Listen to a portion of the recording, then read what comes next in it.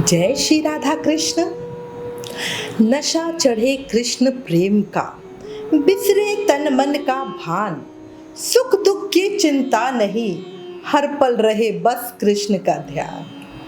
कृष्ण से मेरी प्रीत पुरानी, शक की ना गुंजाइश है। रखना हमेशा चरणों में ही, छोटी सी ये फरमाइश है। बोलो जय श्री राधा कृष्ण, बोलो बांके बिहारी लाल की जय, मोर मुकुट बंसी वाले की जय, वृंदावन बिहारी लाल की जय। देखो, भक्ति में प्रेम होता है, डर नहीं। बहुत लोग मैसेज करते हैं कि भगवान गुस्सा तो नहीं होंगे, पाप तो नहीं देंगे। तो सुनो मेरी बात को, भगवान से जब हम प्रेम करते हैं तो भगवान गुस्सा नहीं करते, दंड नहीं देते। ये तो हमारे खुद के कर्म होते हैं जो हमें अच्छे बुरे फल देते हैं। अब आज इस वीडियो में आपको श्रीनाथ जी और उनके अनन्य सखा के प्रेम प्रसंग को बताती हूँ।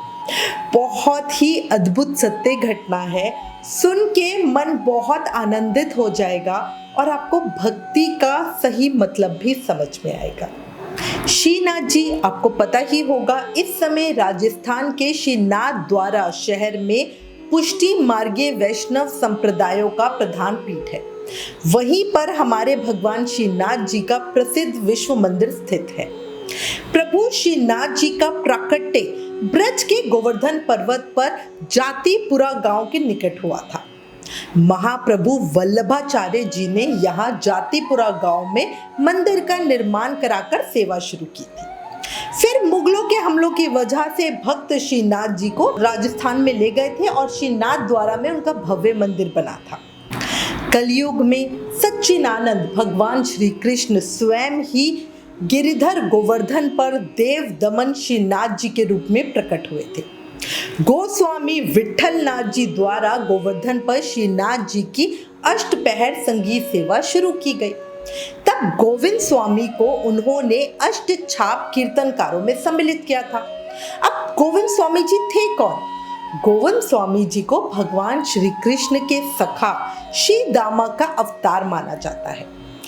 गोविंद स्वामी जी अपने परम आराध्य के लिए घर बार छोड़कर परम वैरागी होकर गोसाई विठल नाथ जी से उन्होंने ब्रह्म संबंध लिया था, उन्हीं से दीक्षा ली थी और वो गोवर्धन में ही रहने लगे और गोविंद स्वामी कहे जाने लगे। उन्होंने वहां कदम का एक बहुत सुंदर बगीचा लगाया था, जो आज तक गोविंद स्वामी की कदम खड़ी कही जाती है।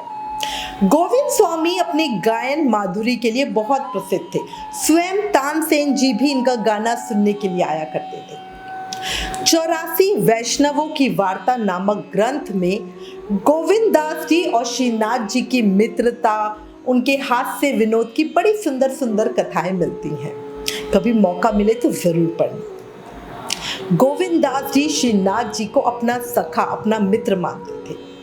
गोविंद स्वामी प्रभु श्रीनाथ जी की अंतरंग लीला में सम्मिलित होते थे। अंतरंग लीला मतलब जो उनकी प्रत्यक्ष की लीला होती थी। भगवान के साथ उनका हास्य विनोद चलता रहता था, मतलब हंसी मजाक, जो अटखेलियां होती थी वो चलती रहती थी। श्रीनाथ जी साक्षात प्रकट होकर उनके साथ तरह तरह के खेल खेला करते थे। कभी स्वयं घोड़ा बन जाते तो कभी प्रभु श्रीनाथ जी को घोड़ा बनाते और तरह तरह से लाड लड़ाते। कभी आंख में चोनी खेलते, कभी कंदुक क्रिया यानी क्रिकेट खेलते, लुका छुपी खेलते, ना जाने कितने ही तरह के खेलों में जो गोविंद स्वामी जी थे वो श्रीनाथ जी के साथ रहते थे। श्रीनाथ जी उनके साथ हंसते खेलते थे। देखने वाले को प्रत्यक्ष आंखों से कभी कुछ दिखलाई नहीं पड़ता था, उनको लगता था पता नहीं ये तो बस यूं ही बैठे हुए। पर गोविंद स्वामी जी की भगवान के साथ मित्रता के गवाह गोसाई श्री विठल नाथ जी थे। गोविंद स्वामी अपने गुरु गोसाई श्री विठल नाथ जी से अपने और श्रीनाथ जी के प्रेम में झगड़ने और सुलह सफाई के किस्से बिना किसी परेशानी के साफ साफ बता दिया करते थे। अब मैं आज इस वीडियो में इनके कुछ प्रेम प्रसंग आपको बताती हूँ और देखना बड़ा आनंद आएगा ये लीलाएं सुनकर। देखो, आपने भारत के अनेक मंदिरों में देखा होगा, जब भगवान को भोग लगाया जाता है तो उनके सामने 3 बार घंटानाद और 3 बार शंख बजाया जाता है कि भोग ग्रहण कर लो। लेकिन क्या आपको पता है भगवान श्रीनाथ जी के मंदिर में ये परंपरा बिल्कुल उल्टी है। श्रीनाथ जी मंदिर में भोग रखने से पहले 3 बार घंटा नाद किया जाता है और 3 बार शंख बजाया जाता है। अब ये संकेत होता है कि प्रभु आ जाओ, भोग आने वाला है। और ऐसा क्यों किया जाता है, इसके पीछे गहरा रहस्य है। अब हुआ क्या, एक बार महाप्रभु श्री वल्लभाचार्य जी के पुत्र श्री विठलनाथ जी, जो कि श्रीनाथ मंदिर के पुजारी थे, उन्होंने जैसे ही भगवान को भोग लगाने के लिए मंदिर का द्वार खोला तो वो देखकर हैरान रह गए कि ठाकुर जी के शिव विग्रह मंदिर में था ही नहीं। अब वो सोचने लगे कि ठाकुर जी कहाँ चले गए। इतने में वो ध्यान कर ही रहे थे कि ध्यान करते ही वहां पे ठाकुर जी की मूर्ति अपने आप स्थापित हो गई। मतलब आश्चर्य की बात, सोचो प्रभु मंदिर में ही नहीं थे। अब श्री विठलनाथ जी ने देखा कि भगवान की धोती एक जगह से फटी हुई है। अब वो सोचने लगे कि ऐसा क्या हुआ कि प्रभु को फटे वस्त्र पहनाए तो जा नहीं सकते मंदिर में, है ना। तो ऐसा क्या हुआ कि उनकी धोती फट गई। कोई मंदिर में आके प्रभु के वस्त्र क्यों ही फाड़ेगा। तब वो भगवान के विग्रह की ओर देखकर पूछने लगे, प्रभु आपके वस्त्रों के साथ ये निंदनीय कार्य किसने किया। तब स्वयं श्रीनाथ जी मुस्कुराते हुए कहने लगे कि ये बात तो मेरे प्रिय मित्र गोविंद स्वामी जी से पूछो। अब गोविंद स्वामी जी वहीं भगवान के मंदिर में खड़े हुए थे और वो तो भगवान को अपना बाल सखा मानते थे। उस समय गोविंद स्वामी जी की ओर देखते हुए गोसाई विठलनाथ जी ने जब पूछा, गोविंद ये बताओ कि भगवान का वस्त्र किस तरह से फटा हुआ है, क्या तुमने इसे फाड़ा है। तब गोविंद स्वामी जी कहने लगे, अरे बाबा ये अपराध मैं कैसे कर सकता हूँ, ये सब इनकी खुद की नटखट लीला है। आज आपके प्रभु को गिल्ली डंडा खेलने का शौक चढ़ा, वो हमारे पास आए और बोले गिल्ली डंडा खेलने का मन कर रहा है। उनके लिए हम खेलने को तैयार हुए। वो बहुत समय तक गिल्ली डंडा खेलते रहे, लेकिन जैसे ही मेरी बारी आई वो तुरंत ही बोलने लगे कि अब तो मुझे मंदिर में जाना है, अब तो मुझे मंदिर में जाना है। तब हमने इन्हें कहा कि हम तुम्हें ऐसे तो जाने नहीं देंगे, तुम्हें हमारी बारी देकर ही जाना पड़ेगा। और तभी अचानक से किसी ने घंटा नाद कर दिया और शंख बजा दिया और उस समय ये बोले कि भोग आ गया है, अब तो मुझे जाना ही पड़ेगा। और ऐसा कहकर इन्होंने जोर से एक वृक्ष से छलांग लगाई। जैसे ही छलांग लगाई, उस छलांग लगाने के कारण इनके वस्त्र एक पेड़ में अटक गए और उस पेड़ के अंदर से जल्दी से भागने के चक्कर में फट गए। अब गोविंद स्वामी जी तो बड़े प्रेम भाव के साथ साफ साफ सारी बात बता रहे थे। उन्होंने फिर विठलनाथ जी को बोला कि अगर आपको यकीन ना हो तो आप मेरे साथ चल सकते हो। गोविंद स्वामी जी की बात मानकर गोसाई विठलनाथ जी गोविंद स्वामी के साथ उस जंगल में गए जहां पर भगवान ने कीड़ा की थी। वहां देखकर वो हैरान रह गए। सच्ची में भगवान के वस्त्र के कुछ हिस्से वहां वृक्ष पर अटके हुए थे। श्री विठलनाथ जी ने वो वस्त्र के टुकड़े उठाए और श्रीनाथ जी के पास आकर कहने लगे, जय हो प्रभु, जय हो तुम्हारी। आज आपको कैसी कीड़ा सूझी कि खेलते खेलते अपने वस्त्र भी फाड़ लिए। तब श्रीनाथ जी कहने लगे, मैं अपने भक्तों के लिए कुछ भी करने को हमेशा तैयार रहता हूँ। गोविंद स्वामी मेरे अनन्य भक्त हैं, अभी उनकी बारी मुझे देनी है। श्री विठलनाथ जी ने कहा, आज से प्रभु जगमोहन में ही कीड़ा करेंगे। जगमोहन यानी प्रभु का जो गर्भगृह होता है वहां पे। तब श्रीनाथ जी कहने लगे कि मैं जगमोहन में नहीं खेल सकता, क्योंकि यहाँ पर यह स्थान बहुत छोटा है, मुझे खेलने के लिए बड़ा मैदान चाहिए। मुझे तो इन भक्तों के साथ खुलने में आनंद आता है। अच्छा, इस तरह से श्रीनाथ जी और श्री विठलनाथ जी बात कर ही रहे थे कि उसी समय गोविंद स्वामी जी ने शिव विग्रह की तरफ एक गिल्ली फेंकी, जो संयोग से भगवान की आंख के पास लगी। श्री विठल गोस्वामी जी को गोविंद स्वामी पर बहुत क्रोध आया और वो क्रोध करते हुए कहने लगे, गोविंद स्वामी तुम्हें इतना भी विवेक नहीं कि भगवान के ऊपर इस तरह से प्रहार नहीं किया जाता। तब गोविंद स्वामी जी कहने लगे, गोसाई जी ये बहुत चालू है, जब हम इसे खिलाते हैं तब तो ये बड़े आराम से प्यार से अच्छे से खेलता रहता है, और जब हमारी बारी देने का समय आता है तब ये भोग आ गया कह के भाग जाता है। और यहाँ तो देखो अभी तक भोग भी नहीं आया। भक्त की इस तरह की बात सुनकर विठल गोसाई जी को हंसी आ गई। तब उन्होंने मंदिर में सेवा करने वाले अन्य गोसाइयों जी को बोला और जो भी भक्त वहाँ पे कार्य करते थे उन सबको बुलाकर कहा कि आज से एक नियम बनाया जाता है, जब भी भगवान का भोग रखा जाएगा उससे पहले ही 3 बार घंटनाद और 3 बार शंखनाद किया जाएगा, जिससे कि भगवान को अपने खेल से जल्दी में आने में कोई दिक्कत ना हो। और तभी से श्रीनाथ मंदिर में ये परंपरा चल रही है। अन्य मंदिरों में भोग रखने के बाद घंटानाद और शंखनाद किया जाता है, लेकिन भगवान श्रीनाथ जी के मंदिर में भोग रखने से पहले 3 बार शंखनाद और घंटनाद किया जाता है, जिससे कि श्रीनाथ जी कहीं भी हो, अपने भक्त के साथ हो, कहीं भी व्यस्त हो, कुछ भी खेल में हो, उन्हें आने के लिए समय मिल जाए, उन्हें जल्दी भाग कर नहीं आना पड़े। देखा, ऐसे प्रभु की लीला होती है ना। भगवान को जल्दबाजी में काम ना करना पड़े या उनके वस्त्र ना फटे, इसलिए नियम ही पलट दिया गया है ना।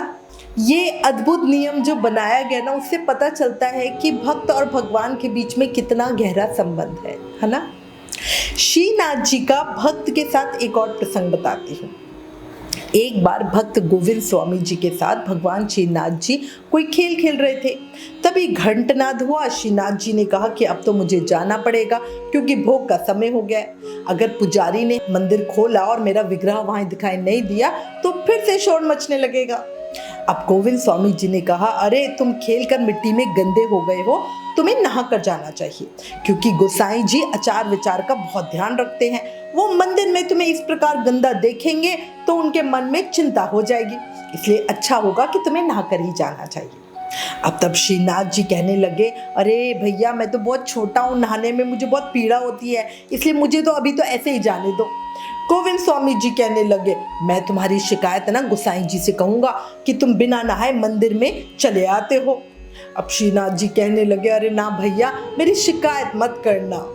गोविंद स्वामी जी ने कहा, अगर नहा कर नहीं जा सकते तो एक काम कर लो, गोविंद कुंड पर चलो मेरे साथ, ऐसे ही मंत्रों से मर्जन कर लेना, तुम पवित्र हो जाओगे।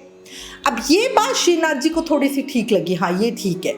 जैसे ही दोनों गोविंद कुंड पर पहुंचे, गोविंद स्वामी जी ने श्रीनाथ जी को कुंड में धक्का दे दिया।